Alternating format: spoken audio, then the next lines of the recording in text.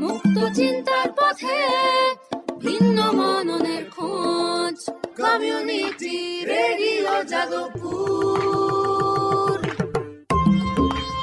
আপনারা শুনছেন community radio Jadavpur 90.8 megahertz. এই বেতার সম্প্রচারটি যাদবপুর বিশ্ববিদ্যালয়ের technical education quality improvement programme TEQIP-র অংশ।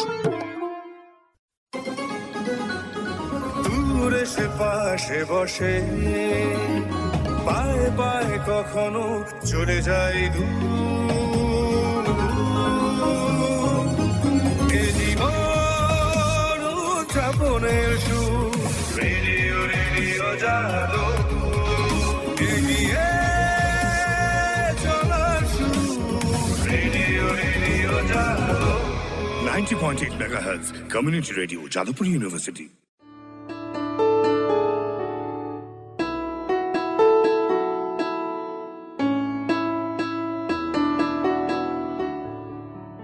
যাদবপুর বিশ্ববিদ্যালয় ও ইংল্যান্ডের স্যালফোর্ড বিশ্ববিদ্যালয়ের যৌথ উদ্যোগে আমাদের নতুন অনুষ্ঠান জিনের আলোয় দেখেছিলেন। এই অনুষ্ঠানে আপনারা শুনছেন আমাদের শরীরে জিন নিয়ে নানান তথ্য বিশ্লেষণ ও আলোচনা। জিন কি, কত রকমের, কিভাবে তারা কাজ করে, আমাদের দেহের জিনগত চরিত্র জানা কেন জরুরি, রোগ প্রতিরোধে তা কিভাবে সাহায্য করে, এ বিষয়ে দুনিয়ায় কি গবেষণা ও উদ্ভাবন হচ্ছে, জেনেটিক কাউন্সেলিং কখন দরকার হয়, এই সব আলোচনা আপনারা শুনছেন প্রতি সোমবার বেলা 3:30। বিশেষ নজর থাকছে জিনবাহিত চোখের অসুখ গ্লকোমায়, যার কারণে আমাদের দেশে এই মুহূর্তে 1 কোটির ওপর মানুষ অন্ধ বা অন্ধ হতে চলেছে। আলোচনায় থাকছেন বিজ্ঞানী, অধ্যাপক, গবেষক, জেনেটিক কাউন্সেলর, চক্ষুরোগ বিশেষজ্ঞ, সমাজকর্মী, সর্বোপরি সেই সব মানুষ যারা গ্লকোমায় আক্রান্ত। শুনুন জিনের আলোয় দেখেছিলেন প্রতি সোমবার বেলা 3:30। জানুন কোন সে জিন ভূতের মতো ভর করে আছে আমাদের শরীরে। ভূতের কথা জানলে যদি সাবধান হই বর্তমানে, লাভবান হই ভবিষ্যতে, ক্ষতি কি? নমস্কার, আমি অভিজিৎ। আপনারা শুনছেন রেডিও জেইউ 90.8 মেগাহার্টজে জিনের আলোয় দেখেছিলেন। এই যে অনুষ্ঠান, তার একের পর এক পর্ব আপনারা শুনছেন।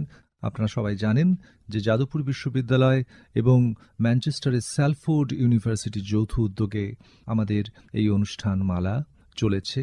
এই অনুষ্ঠানের একটা বিশেষ যে দিকটা নিয়ে আমরা আলোচনা করছি এবং যেটার উপর জোর দিচ্ছি সেটা হচ্ছে গ্লকোমা, চোখের এই যে অসুখ বা অবস্থা, সে বিষয়ে দীর্ঘদিন ধরে গবেষণা করছেন স্যালফোর্ড বিশ্ববিদ্যালয়ের অধ্যাপক অরিজিৎ মুখোপাধ্যায়।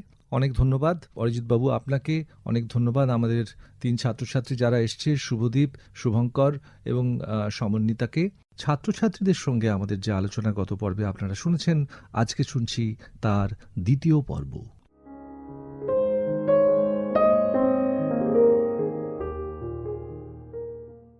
আমি একটু প্রথমে সমন্বিতার কাছে যাই, কারণ সমন্বিতা, তুমি বলছিলে যে তোমার একটি বিশেষ চোখের অবস্থা, এবং সেইটা শুনে অরিজিৎ বাবু কি বলেন সেটাও শোনার। স্যার, আমি মূলত স্টেম সেল থেরাপি নিয়ে জানতে চাইছি। আমাকে জানানো হয়েছিল যে ধরুন আমার তো আরপি আছে, তো আরপির ক্ষেত্রে আমার এখন আপাতত 10% ভিশন আছে, 90% ব্লাইন্ডনেস আছে। তো বলা হয়েছে যে স্টেম সেল থেরাপির 2 রকম হচ্ছে, একটা চোখের একদম বাইরে কাচ দিয়ে আর একটা চোখের ভেতর থেকে। তো বললো চোখের ভেতর থেকে করতে গেলে হয়তো এফেক্টটা একটু হয়তো তুলনামূলক বেশি, কিন্তু সেখানে সাইড এফেক্ট বা ইনফেকশন হওয়ার সম্ভাবনাটা আছে, কিন্তু বাইরেরটাতে করলে ইনফেকশন সম্ভাবনা নেই, কিন্তু এফেক্টটা তুলনামূলক অনেক কম। এবার একটা ইনজেকশনের কস্ট তো প্রচুর, মানে প্রায় 3 লাখসের কাছাকাছি একটা ইনজেকশন। এবারে কথাটা হচ্ছে যে আমার এই মোমেন্টে দাঁড়িয়ে আমি জানতে চাইছি সাকসেস রেট কত, মানে এখন কি সেই বিষয়ে আমার এগোনো উচিত, নাকি মনে হওয়া উচিত যে না আরও কিছু বছর থাকি চেপে, তারপরে হয়তো ওটা নিয়ে ভাববো। তো এটাই। সমন্বিতা, খুব গুরুত্বপূর্ণ কিন্তু খুব কঠিন প্রশ্ন করেছো। আমি চেষ্টা করছি উত্তর দিতে। প্রথম কথা হচ্ছে, আমি যাই বলি না কেন এটা মনে রেখো যে আমি কিন্তু ডাক্তার নই, আমি কিন্তু জেনেটিক কাউন্সিলরও নই। তো আমার কথাটা কিন্তু ক্লিনিক্যাল অ্যাডভাইসের মতো করে নেবে না, এটা শুধু তোমার জানানোর জন্য বলছি। সাকসেস রেট যে কোনো স্টেম সেল থেরাপি, শুধু চোখের জন্য নয়, রিলেটিভলি কম, এবং সেই জন্যই কিন্তু ডাক্তাররা আর কোনো উপায় না থাকলে ওটা সাজেস্ট করে। ওভারঅল সাকসেস রেট খুব হাই নয়। এবং তুমি যেটা অলরেডি বললে যে এক একটা ইঞ্জেকশনের দাম প্রায় 3 লক্ষ টাকা, তো খুব এক্সপেন্সিভ। আরেকটা স্বপ্ন যেটা আছে, যেটাও আমি পাশাপাশি কাজ করছি, ভারত সরকার এখন রেয়ার ডিজিজ প্রোগ্রাম বলে একটা প্রোগ্রাম আছে, সেখানে শরীরের অনেক অর্গানের, অঙ্গ প্রত্যঙ্গের রোগকে রেয়ার ডিজিজ হিসেবে চিহ্নিত করা হয়েছে, এবং সেই রোগের মধ্যে যদি কোনো রোগ কারুর হয়, সেখানে সরকার কিন্তু তাকে আর্থিক সাহায্য দেয়। আনফর্চুনেটলি এবং ঘটনাচক্রে এখন পর্যন্ত সেই যে লিস্ট আছে, প্রায় 65-70টি রোগ ওই লিস্টে আছে এখন পর্যন্ত, চোখের কোনো অসুখ সেই লিস্টে এখন অবধি নথিবদ্ধ নেই। রেটিনাইটিস পিগমেন্টোসা অ্যাকচুয়ালি যে ক্রাইটেরিয়া ইউজ করা হয়েছে তাতে কোয়ালিফাই করে, রেটিনাইটিস পিগমেন্টোসা থাকা উচিত। আমার স্বপ্ন হচ্ছে রেটিনাইটিস পিগমেন্টোসা, গ্লকোমা এই সবই ওই লিস্টে ঢুকুক, কিন্তু সেটা একটা সময় সাপেক্ষ প্রজেক্ট। অনেক আমাদের প্রমাণ জোগাড় করতে হবে, করে আমাদের যারা গভর্নমেন্টে আছে তাদের সঙ্গে এটা আলোচনা করতে হবে, করলে সেটা হবে। সেটা হলে এই যে ইঞ্জেকশনের 3 লক্ষ টাকা সেটা পাওয়া যাবে, কিন্তু তাতে তোমার সমস্যার সমাধান হলো না, তাই না? যেহেতু তুমি বলেছো যে তোমার এটা জন্ম থেকে নয়, এবং তোমার এখন যে 10% ভিশন আছে, নিশ্চয়ই এটা প্রোগ্রেস করে করে হয়েছে না, আস্তে আস্তে আস্তে আস্তে কমেছে। তো এটা একটা প্রোগ্রেসিভ ভিশন লস বলি আমরা, আস্তে আস্তে হতে থাকে। তার মানে তুমি যদি বেশি দিন অপেক্ষা করো, 10%টা কমে 5% হয়ে যেতে পারে, আরও কমে যেতে পারে। সো কতটা সময় তোমার হাতে আছে সেটা তুমি জানো না। আবার অন্যদিকে 3 লাখ টাকা দিয়ে একটা ইঞ্জেকশন দিলেই যে তোমার ভিশনটা 10% থেকে 20% হবে, সেটাও তুমি জানো না। তো এই জন্য বলছি যেটা কি করা উচিত, সেটা একটা খুব পরিষ্কার সাজেশন দেয়া বা পরামর্শ দেয়া খুব কঠিন। সেই জন্যেই এই অ্যাকচুয়াল পরামর্শটা যে তোমার কাজে লাগবে, সেটা জেনেটিক কাউন্সিলর এবং ডাক্তারের মিলিত পরামর্শ হলে ভালো হয়। কিন্তু আমি তোমাকে ইন জেনারেল অবস্থাটা বোঝানোর চেষ্টা করলাম যে এটা কোনো পরিষ্কার উত্তর এই জন্য দেয়া যাবে না, আমাদের ইনফরমেশনের এবং নলেজের অভাবের জন্য আমরা কোনো দিকেই খুব পরিষ্কার আমাদের আউটকাম নেই এই মুহূর্তে। ধন্যবাদ স্যার। স্যার, আমার একটা জিনিস মনে হয় পুরো আলোচনাটা থেকে, যে ভারতবর্ষে যেখানে মানুষের খাবার মতো ঠিক মতো সংস্থান নেই, সেখানে রোগ একেবারে শেষ সীমাতে না পৌঁছলে মানুষ চিকিৎসা করাতে পারে না। এমন একটা অর্থনৈতিক পরিস্থিতি থেকে সাবসিডি দিয়ে বা না দিয়ে দুটো ক্ষেত্রেই জেনেটিক প্রোফাইল এবং কাউন্সিলিংয়ের কেমন খরচ পড়তে পারে, এবং এখনও অবধি কলকাতা বা ভারতবর্ষে এটা শুরু হয়েছে কিনা যদি একটুখানি বলেন স্যার। শুভদীপ, খুব গুরুত্বপূর্ণ এবং আবার একটি কঠিন প্রশ্ন। তোমরা খুব কঠিন কঠিন প্রশ্ন করছো, খুব জরুরি প্রশ্ন এগুলো, কিন্তু খুব সহজ উত্তর নেই। একদম ঠিক কথা বলেছো যে দারিদ্র্য, অভাব এগুলোর মধ্যে এলে জেনেটিক স্ক্রিনিং অনেক দূরের ব্যাপার মনে হয়। আমি যেটা প্রথমেই বললাম এই অনুষ্ঠানের, যে সব অসুখ কিন্তু জেনেটিক নয়, এবং বিভিন্ন অসুখেরও 100% জেনেটিক নয়। সো নিশ্চয়ই সমস্ত অসুখের জন্য জেনেটিক স্ক্রিনিং করানোর দরকার নেই, এবং অনেক রোগ, ব্লাইন্ডনেস ইনক্লুডেড, চোখের অসুখ ইনক্লুডেড, ম্যালনিউট্রিশন ঠিক করলে সারানো যায়, বা সেটা হওয়া থেকে বাঁচানো যায়, প্রিভেন্ট করা যায়, সেটা কিন্তু সত্যি কথা। তো সেগুলোতে জেনেটিক স্ক্রিনিংয়ের দরকার নেই। কোথায় দরকার আছে, আমি সমন্বিতা যেহেতু ওর রোগটা নিয়ে শেয়ার করলো, আমি ওকেই এক্সাম্পল হিসেবে আমি এটা ব্যাখ্যা করছি। ধরো ওর বাবা মার ওর জন্মের আগে যদি অ্যাওয়ারনেস থাকতো এবং যদি সুবিধা থাকতো জেনেটিক স্ক্রিনিং করার, তাহলে কিন্তু 25,000 থেকে 30,000 টাকা খরচা করে তারা জানতে পারতো, আবার একটু বেশি, কারণ দুজনের টেস্ট করতে হতো, তো ধরো 40,000 টাকা খরচা করে তারা জানতে পারতো যে তাদের মধ্যে এই রোগটা প্রচ্ছন্নভাবে আছে, তারা ক্যারি করছে জেনেটিক ডিফেক্ট, এবং তখন জেনেটিক কাউন্সিলর বলতে পারতো, ধরো জেনেটিক কাউন্সিলরের ফি হতো আরও 2,000 টাকা, তা 40 আর 2 42,000 টাকা হলো। 42,000 টাকা খরচা করলে তারা জানতে পারতো যে তাদের পরবর্তী প্রজন্মে প্রত্যেকটি সন্তান, যতগুলি সন্তান হোক, প্রতি সন্তানের ক্ষেত্রে 25% সম্ভাবনা আছে যে তাদের মধ্যে এই রোগটা হবে। সেটা জানলে কি হতো সেটা আমরা জানি না, কিন্তু সেটা জানতে পারতো। সেটা জেনে হয়তো আগে থেকে ট্রিট করতে পারতো, সেটা জেনে হয়তো আরও তারা কাউন্সেল করতে পারতো। কিন্তু সেটা না করাতে কি হলো, আজকে কিন্তু সমন্বিতার চিকিৎসার খরচ 40,000 থেকে অনেক বেশি পৌঁছে গেছে। তো এই ধরনের ক্ষেত্রে, সব ক্ষেত্রে নয়, কিন্তু এই ধরনের ক্ষেত্রে যেখানে ওটা ক্লিয়ারলি বোঝা যাচ্ছে যে এটা এর মধ্যে আছে, তাহলে এর এই রোগটা হবে, সেই ধরনের ক্ষেত্রে কিন্তু জেনেটিক স্ক্রিনিং, যদিও সেটা আমাদের নর্মাল ক্লিনিক্যাল পার্টের মধ্যে পড়ে না, এবং মনে হয় ওটা এক্সট্রা খরচ, কিন্তু সেটা যদি আমরা করি তাহলে কিন্তু পুরো জীবন জুড়ে যে সংগ্রাম করতে হয়, আর্থিক সংগ্রাম করতে হয়, সেটা কিন্তু অ্যাকচুয়ালি কম খরচ হয়। এককালীন মনে হয় বেশি খরচ। ধরো আমি একটা যাচ্ছি, আমি শুধু ব্লাড সুগার টেস্ট করলাম, সেটার হয়তো খরচা হলো 100 টাকা, 150 টাকা, 200 টাকা, আমি জানি না কত এক্সাক্ট খরচা, আমি আন্দাজ করছি এরকম টাকা হবে। কিন্তু আমি জেনেটিক স্ক্রিনিং করতে গেলাম, সেখানে আমি বলছি 20,000 টাকা, তাহলে মনে হয় অনেক বেশি। হ্যাঁ, কিন্তু সেটা ব্লাড সুগার টেস্ট করলে যা জানা যায়, জেনেটিক স্ক্রিনিং করলে জানা যায়, দুটোর কিন্তু ইম্প্যাক্ট অনেক আলাদা, তাই না? জেনেটিক স্ক্রিনিং করলে আমরা আগে থেকে জানতে পারি কী কী হতে পারে, এবং কোনো কোনো ক্ষেত্রে, আবার সমন্বিতাটা একটা এক্সাম্পল হিসেবে ব্যবহার করছি, কোনো কোনো ক্ষেত্রে সেটা কিন্তু লং রান অনেক টাকার সাশ্রয় করতে পারে এবং আরও অনেক সুবিধা দিতে পারে, যেটা পরবর্তীকালে সেখানে ফিরে যাওয়া যায় না। এটা যেহেতু ইরিভার্সেবল, সেখানে ফিরে যাওয়া যায় না পরে, এটা একটা কথা। আর গ্লকোমার যে কাজটা আমরা করছি, সেটার ভারতবর্ষের একটি কোম্পানি তার একটা স্পেসিফিক টেস্ট বানিয়েছে, জেনেটিক টেস্ট বানিয়েছে, সেইটার কস্টটা কিন্তু 10,000 টাকার নিচে ওরা রাখতে চাইছে, এটাকে অ্যাফোর্ডেবল করার জন্য। 10,000 টাকাটা কম নয়, বেশি, কিন্তু জেনেটিক টেস্টের ক্ষেত্রে কম। জেনেটিক টেস্টের অন্য অল্টারনেটিভ টেস্টের দাম 25,000 বা তারও উপরে, সেখানে কিন্তু আমরা 10,000 রাখার চেষ্টা করছি, এই কথাই ভেবে যে যাদের ক্ষেত্রে সেটা আগে থেকে জানলে কিছু করা সম্ভব, তাদের ক্ষেত্রে আমরা যদি 10,000 টাকাটা খরচা করতে পারি, সেটা কোনো কোনো ক্ষেত্রে পেশেন্টরা খরচা করবে, কোনো কোনো ক্ষেত্রে সাবসিডি বা সরকারি সাহায্যে তারা সাহায্য পাবে, কিন্তু তাতে একটা বৃহত্তর ক্ষেত্রে কিন্তু আর্থিক সাশ্রয় হবে। শুধু যে পেশেন্টের চোখ বাঁচবে তাই নয়, আর্থিক সাশ্রয় হবে পেশেন্টদের এবং সমাজের। সো তোমার বৃহত্তর প্রশ্নের উত্তর হচ্ছে, নিশ্চয়ই সব সময় সবাইকে যে কিছু না ভেবে জেনেটিক টেস্ট করে ফেলতে হবে, সেটা মোটেই আমরা চাই না, সেটা মোটেই প্রয়োজন নেই। কিন্তু যেসব জায়গায় সেটা প্রয়োজন, সেসব জায়গায় করলে কিন্তু পুরো জীবনের জন্য কস্ট অ্যাকচুয়ালি কম হতে পারে। এবং ইন্ডিয়ায় এটা হচ্ছে, কলকাতায় এটা হচ্ছে। আমি যে 25,000 টাকার টেস্ট বললাম সেটাও হচ্ছে, আমি যে 10,000 টাকা টেস্ট বললাম গ্লকোমার জন্য সেটাও হচ্ছে, সেগুলো এখন অ্যাভেলেবল। কিন্তু অফকোর্স তুমি সেটা কোনো দোকানে গিয়ে কিনতে পারবে না, তোমার ডাক্তার যে দেখছে তারা সেটা প্রেসক্রাইব করতে পারবেন, তারা বলতে পারবেন কোথা থেকে সেই টেস্টটা করানো যাবে। এইটাই হচ্ছে আমার উত্তর তোমার প্রশ্নে।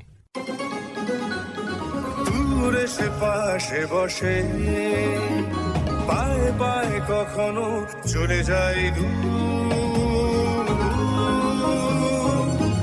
এ জীবন উদযাপনের সুর, রেডিও রেডিও জাদু, এগিয়ে চলার সুর, রেডিও রেডিও জাদু। 90.8 megahertz community radio, Jadavpur university. আপনারা শুনছেন জিনের আলোয় দেখেছিলেন, প্রতি সোমবার বেলা 3:30। কোন সে জিন ভূতের মতো ভর করে আছে আমাদের শরীরে? ভূতের কথা জানলে যদি সাবধান হই বর্তমানে, লাভবান হই ভবিষ্যতে, ক্ষতি কি? স্যার, কলকাতাতে এই জেনেটিক প্রোফাইলিং করানোর কি বিশেষ কোনো জায়গা আছে? মানে ধরুন আমি চাইলাম যে আমি এমনি করাতে চাই, সেটা কি সম্ভব, মানে ডক্টরের কনসার্ন ছাড়া? কলকাতায় বা পশ্চিমবঙ্গে বা ভারতবর্ষে জেনেটিক কনসাল্ট, ডাক্তারের কনসাল্ট ছাড়া জেনেটিক টেস্ট করানো যাবে না। আমি আরেকটু ভেঙে বলি, বিদেশে কিছু কিছু কোম্পানি আছে, একটা কোম্পানি আছে আমেরিকাতে, তার নাম হচ্ছে 23andMe। নামটার কারণ হচ্ছে আমাদের শরীরে ক্রোমোজোম আছে 23 জোড়া, সেই জন্য 23andMe সেটার নাম। আর ইউকেতে একটি কোম্পানি আছে, তার নাম হচ্ছে অ্যানসেস্ট্রি DNA। তো এদের কাছে ডাক্তারের কনসাল্ট ছাড়া ডাইরেক্টলি পাঠানো যায়। তুমি এদেরকে ইমেল করতে পারো, এরা তোমার বাড়ির অ্যাড্রেসে একটা টিউব পাঠিয়ে দেবে, সেই টিউবে তুমি তোমার স্যাম্পল দিয়ে আবার পোস্টে পাঠিয়ে দেবে, ওরা ডেটা তোমাকে ইমেলে পাঠিয়ে দেবে, এটা সম্ভব। সেই কোম্পানিগুলো কিন্তু তোমার রোগের কোনো কথা তোমাকে বলবে না, তোমাকে বলবে অ্যানসেস্ট্রি DNA ফর এক্সাম্পল, তোমার DNA অ্যানালিসিস করে বলবে ভারতবর্ষের লোক মনে হচ্ছে তোমার জিন দেখে, তুমি মনে হচ্ছে ইস্টার্ন সাইডের ইন্ডিয়াতে থাকো, তো ওয়েস্টার্নের থেকে তোমার এত % জেনেটিক ডিফারেন্স, এরকম বলবে। রোগের কোনো প্রাধান্য আছে কি নেই সেটারও বলবে না, কারণ এথিক্যালি তারা সেটা বলতে পারে না ডাক্তারের কনসাল্ট ছাড়া। সেই জন্য এই টেস্টিংটাকে বলে direct two consumer testing, DTC। তো DTC টেস্টিং রোগের ক্ষেত্রে করা উচিত নয় এথিক্যালি, যদি করা যায়ও, কোনো কোনো কোম্পানি হয়তো করে বিদেশে বিশেষ করে, করা উচিত নয়। কেন? কারণ এই সায়েন্সটা না পারফেক্ট সায়েন্স নয়, মানে এই হলে এই হবে এটা সবসময় পরিষ্কার করে বলা যায় না। সো এক্সপার্টস ছাড়া সেটা কারো ডিল করা উচিত নয়। সেই জন্য এটা ডাক্তারদের কন্ট্রোল থাকাটা দরকার। যদি রোগের প্রোফাইল জানতে চাও জিন দিয়ে, সেই জন্য ডাক্তারের প্রেসক্রিপশন ছাড়া বা রেকমেন্ডেশন ছাড়া করা যায় না। ভারতবর্ষে অনেক কোম্পানি এখন আছে যারা অনেক ধরনের জেনেটিক টেস্টিং করছে। ওয়েলনেস জেনেটিক্স এখন খুব পপুলার। তোমার কি খাওয়া উচিত, তোমার কত স্টেপ হাঁটা উচিত, সবই এরা বলছে ডিএনএ থেকে বলে দেবে। আমি মনে করি না সেটা বলা সম্ভব, আমাদের সায়েন্স এখন ওখানে পৌঁছয়নি, কিন্তু অনেক কোম্পানি সেগুলো করছে। যে কোম্পানি রোগের ক্ষেত্রে, শুধু গ্লকোমা নয় সমস্ত রোগের ক্ষেত্রে, যে কোম্পানি ভারতবর্ষে সব থেকে বেশি এটা নিয়ে কাজ করছে, বিভিন্ন সেন্টারের সাথে, ধরো কলকাতা অ্যাপোলো হসপিটালের সাথে তাদের টাই আপ আছে, ইনস্টিটিউট অফ চাইল্ড হেলথ আছে হাজরায়, তাদের সাথে টাই আপ আছে। সেই কোম্পানির নাম হচ্ছে মেডজিনোম। তোমার কোম্পানির নাম জানার কোনো দরকার নেই। তুমি ডাক্তারকে কি বলতে পারো যে আমার কি জেনেটিক টেস্টিং করে কোনো লাভ হবে? সেই প্রশ্নটা তুমি জেনেটিক কাউন্সিলরকেও করতে পারো। তারা যদি তোমাকে বোঝায় যে তোমার লাভ হবে বা হবে না, সেখান থেকে তুমি সিদ্ধান্ত নাও যে তুমি করতে চাও, তখন তুমি তোমার ডাক্তারকে বলতে পারো যে আমি একটা জেনেটিক টেস্ট করতে চাই, আমি এবং আমার পরিবারের এটা জানার জন্য, আপনি কি রেকমেন্ড করে দেবেন? তখন তারা রেকমেন্ড করতে পারে। তারা তখন বলবে কত এটা চার্জ, তুমি কতগুলো জিন দেখতে চাও তার উপর ডিপেন্ড করবে কত টাকা তার কস্ট হবে। কিন্তু এই কারণে যেহেতু এটা পারফেক্ট সায়েন্স নয় এখনও, কোনো কোনো ক্ষেত্রে আমরা ভুল সিদ্ধান্তে আসতে পারি। সেই জন্য এটা ডাক্তারদের প্রেসক্রিপশন ছাড়া করা উচিত নয়। আরও একটা কারণে ডাক্তার প্রেসক্রিপশন ছাড়া করা উচিত নয়, সেটা হচ্ছে যে আমি যেটা বারবার করেই বলছি যে সমস্ত রোগ কিন্তু জেনেটিক নয়, বা সমস্ত রোগের সমস্ত পার্ট কিন্তু জেনেটিক নয়। গ্লকোমার 100% কিন্তু জেনেটিক নয়। সো যদি একটা গ্লকোমা ডায়াগনোস করে ডাক্তারের মনে হয় যে এটা বংশগত, এটা পরিবারে চলছে, তখন সে বলবে। কিন্তু না হলে জেনেটিক টেস্ট করে কিন্তু লাভ হওয়ার সম্ভাবনা খুবই কম। তো যেটা আমরা করার চেষ্টা করছি সেটা হচ্ছে এই যে ডায়ালগটা আমাদের জেনেটিসিস্টদের সঙ্গে জেনেটিক কাউন্সিলরের ডায়ালগ, যাতে আমরা একই জায়গায় থাকি এইগুলো পরামর্শ দেওয়ার জন্য। জেনেটিক কাউন্সিলর এবং জেনেটিসিস্টদের সঙ্গে ডাক্তারদের ডায়ালগ, যাতে ডাক্তারদের অ্যাওয়ারনেসটা একই জায়গায় থাকে, এই লক্ষ্যেই আমরা চলছি। কিন্তু এটা যদি যে কোনো লোক, যদি যেরকম তুমি দোকানে গিয়ে আটা কেনো, টুথপেস্ট কেনো, সেরকম দোকানে গিয়ে জেনেটিক টেস্ট কিনতে পারবে, এইটা হওয়া উচিত নয় বলে আমি মনে করি। কারণ তাতে অনেক ভুল ভ্রান্তি উৎপন্ন হতে পারে, যেটায় লাভের থেকে ক্ষতিই বেশি হবে। ধন্যবাদ স্যার। স্যার, আমার প্রশ্নটা ছিল এটাই যে এতক্ষণ তো যে আপনি বললেন যে সমস্ত রোগ জিনগত নয়, সেটা বুঝতে পারলাম। কিন্তু একটা মানে মাথায় চিন্তা আসছে যে সবাইকে না হয় মানলাম জেনেটিক কাউন্সেলিং করতে হবে না, কিন্তু কাদেরকে করতে হবে? বিকজ প্রিকশন যেহেতু এইটা, প্রত্যেকটাকে হাজব্যান্ড ওয়াইফ কি সেটার মধ্য দিয়ে যাবে? তার সেই তো আবার আলটিমেটলি খরচের পোষণে চলে আসছে। তো সেইটা কীরকমভাবে আমরা স্টেপ নিতে পারি? সমন্বিতা, তুমি আবার একটা গুরুত্বপূর্ণ এবং কঠিন প্রশ্ন করেছো, খুব দরকারি। এখন যদি প্রচ্ছন্নভাবে কোনো জেনেটিক রোগ থাকে কারুর শরীরে, যেরকম তুমি বললে যে হাজব্যান্ড ওয়াইফ তারা কখন কাউন্সেলিং করবে, আদৌ করবে কিনা, কী করে তারা জানবে? ঠিক প্রশ্ন। জানবে না, জানার কোনো উপায় নেই। জেনেটিক কাউন্সিলর তখনই হেল্প করতে পারবে জেনেটিক টেস্টিং না করে, যদি তাদের পরিবারে কোনো জেনেটিক রোগ থাকে এবং সেটা যদি তারা বলতে পারে যে আমার পরিবারে এটা আছে, আমি কি তারা টেস্ট করবো, তখন বলতে পারবে। কিন্তু পরিবারে কোনো রোগ নেই, সেখানে কিন্তু জেনেটিক কাউন্সিলরও কিছু বলতে পারবে না। তো সেক্ষেত্রে একমাত্র উপায় হচ্ছে যে আমি কিছু জানি না, কিন্তু কিছু আছে কিনা আমি সেটা টেস্ট করব। তো সেক্ষেত্রে সেই পয়সাটা খরচা করতে হবে। এবার সেটা পেশেন্ট খরচা করবে না ইন্স্যুরেন্স কোম্পানি খরচা করবে না সাবসিডি হবে, সেটা পরের প্রশ্ন। কিন্তু তোমার প্রশ্নটা এই জন্যই খুব গুরুত্বপূর্ণ যে এটা কিন্তু জানা সম্ভব নয়। যেরকম থ্যালাসেমিয়ার ক্ষেত্রে এখন খুব অ্যাওয়ারনেস হয়েছে, সবাই বিয়ের আগে বা সন্তান হওয়ার আগে সবাই থ্যালাসেমিয়ার টেস্টটা করাচ্ছে। সেখানে কি হয়, আমরা যেহেতু থ্যালাসেমিয়া জিনটা জানি, সেখানে সব জিন টেস্ট করতে হয় না, শুধু একটা জিন টেস্ট করতে হয়। তো সেখানে খরচাটা অনেক কম হয়ে যায়। কিন্তু আমি যদি না জেনে আমি কী খুঁজছি, তাহলে তো আমার পুরোটাই খুঁজতে হবে না, তো সেখানে খরচাটা অনেক বেড়ে যায়। এবং এছাড়া কোনো উপায় নেই এই মুহূর্তে, কারণ কে কোথায় লুকিয়ে আছে, টর্চ লাইট ওখানে না ফেললে সেটা বোঝা খুব মুশকিল। তো এটা একটা সমস্যা। এই সমস্যার জন্য সরকারি অনুদান খুব প্রয়োজন, সেটাও একটা আমাদের প্রচেষ্টা, সেটা কোনোদিন সম্ভব হবে হয়তো। স্যার, আমি অনুষ্ঠানটা যে পুরোটা চলছে সেখান থেকে একটা বিষয় মানে বুঝতে পারলাম, সেটা জেনেটিক প্রোফাইলিং করিয়ে সচেতন করা যেতে পারে, কিন্তু রোগ কি নির্মূল করা সম্ভব?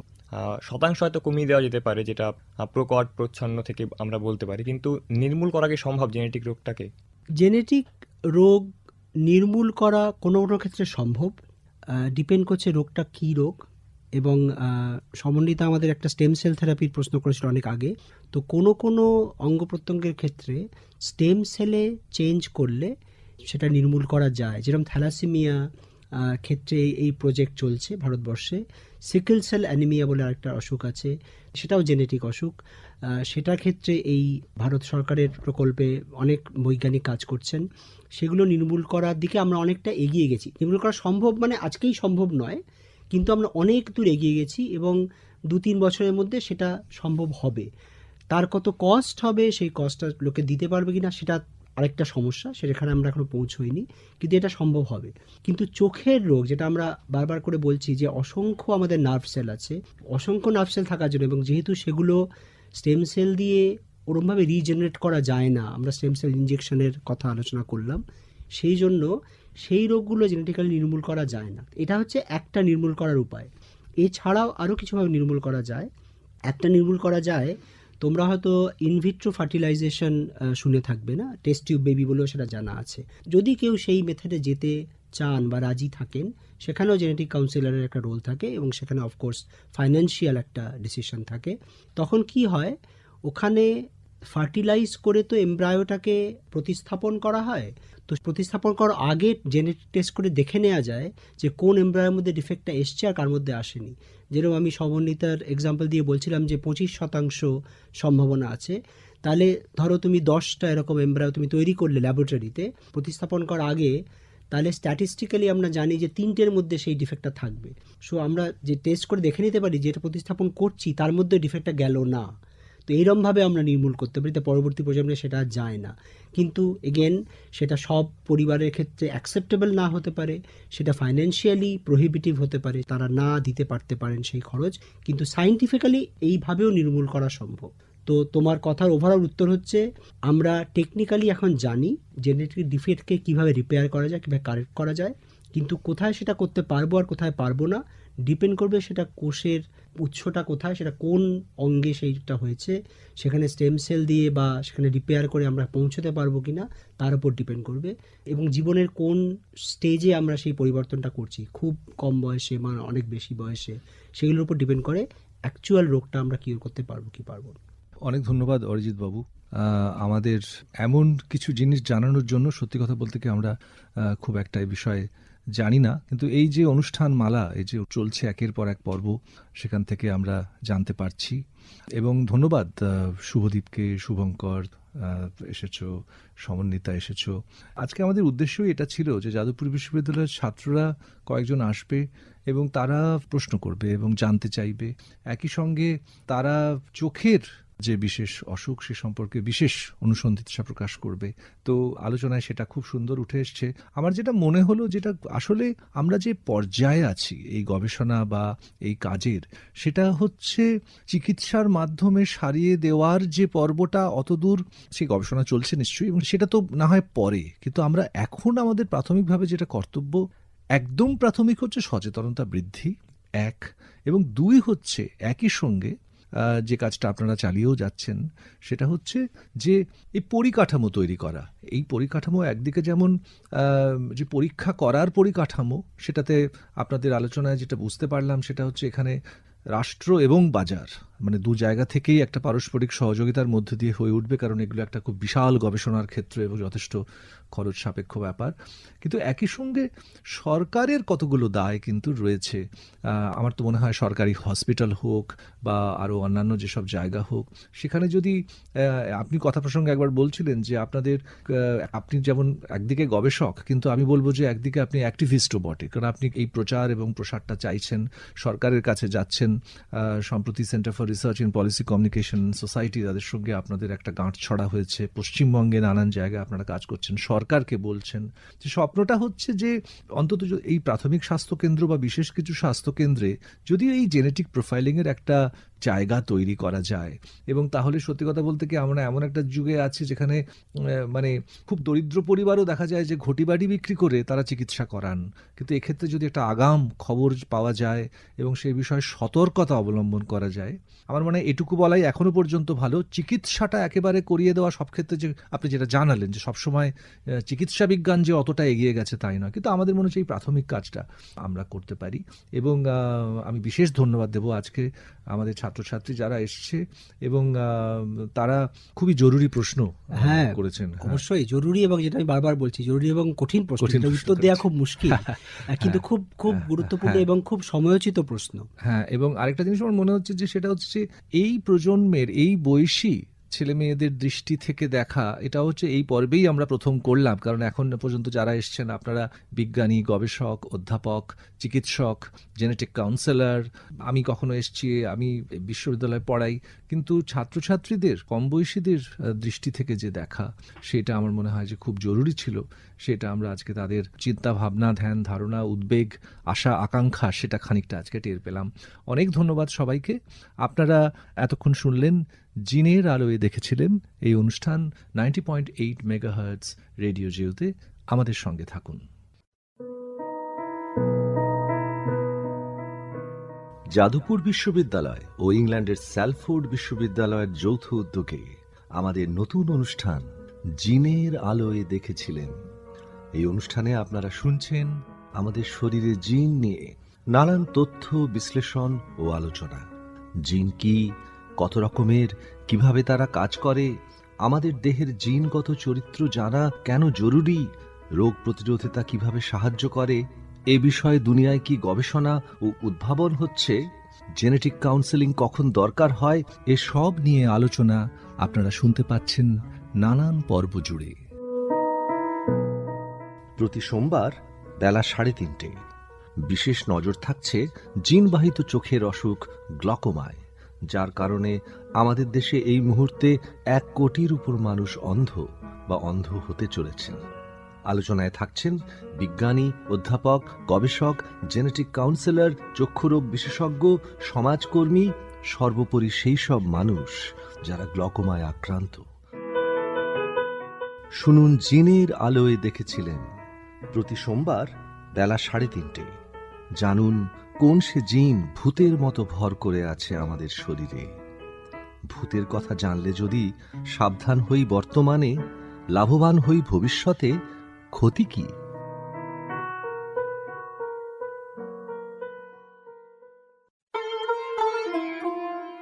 মুক্ত চিন্তার পথে ভিন্ন মননের খোঁজ, কমিউনিটি রেডিও যাদবপুর। আপনারা শুনছেন কমিউনিটি রেডিও যাদবপুর 90.8 মেগাহার্টজ। এই বেতার সম্প্রচারটি যাদবপুর বিশ্ববিদ্যালয়ের technical education quality improvement programme TEQIP-র অংশ।